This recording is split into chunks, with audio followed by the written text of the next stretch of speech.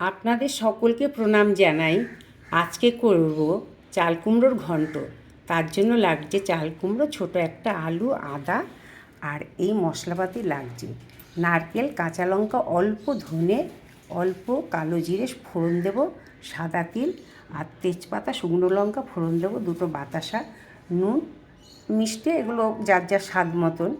আর এই চাল কুমড়ো বিভিন্ন রকমের করা যায়, জিরে ধনে দিয়েও করা যায়, রাঁধুনি দিয়েও করা যায়, নানা রকমের করা যায়। আজকে আমি এই নারকেল আর এই সাদা তিল দিয়ে করব।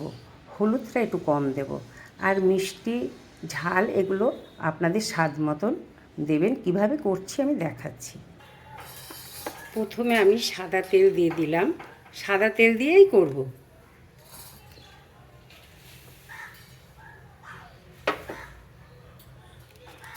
শুকনো লঙ্কা, কালো জিরে, শুকনো লঙ্কা, কালো জিরে আর তেজপাতা ফোড়ন দিলাম।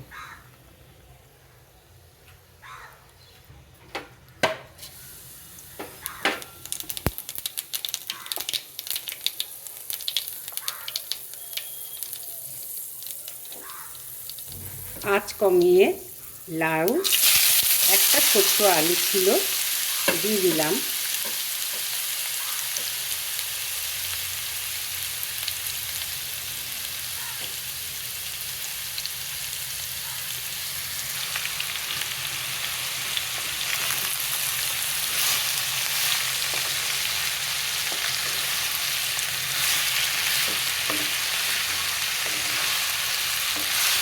আমি এতে কোনো জল দেবো না, চাল কুমড়ো দিয়ে নুন দিলে জলটা বেরিয়ে যাবে। নুন মশলা সব কিছু আমি একসাথে বেটে নিয়েছি মিক্সিতে। এবারে আমি কিছুক্ষণ আঁচ ঢেকে রেখে দেব। কিছুক্ষণ আমি ঢেকে রাখবো এটা, তারপরে মশলা দেব।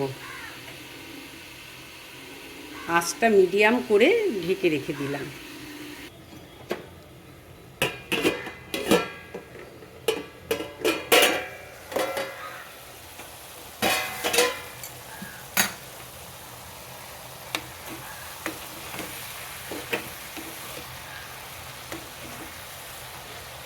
এবারে আমি যে মশলাগুলো করে রেখেছিলাম সেটা দিয়ে দিচ্ছি। তিলটা আমি কিন্তু হালকা ভেজে নিয়েছিলাম, একদম হালকা।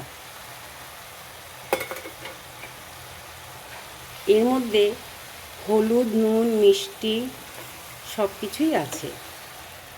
এটা বড়ি দিয়েও করে, আর একদিন আমি বড়ি দিয়ে করে দেখাবো। জিরে জিরে দিয়ে করে, জিরে, ধনে পাতা, বড়ি।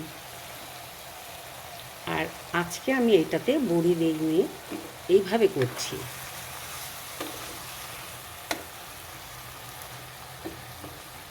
জলটা একটু কমে গেছে, চাল কুমড়োটা একদম টাটকা ছিল বলে অনেকটা জল বেরিয়েছিল।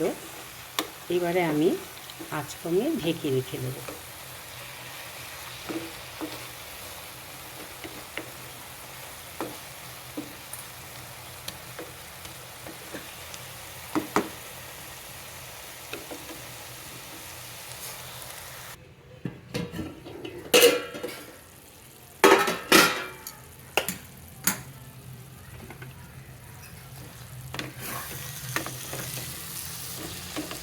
চাল কুমড়োটা হয়ে গেছে।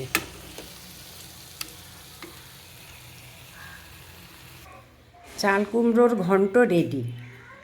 আপনারা এইভাবে খাবেন, সবাই জানেন করতে। বিভিন্ন রকমের চাল কুমড়ো করলে ভালো লাগে, আর করাও যায়।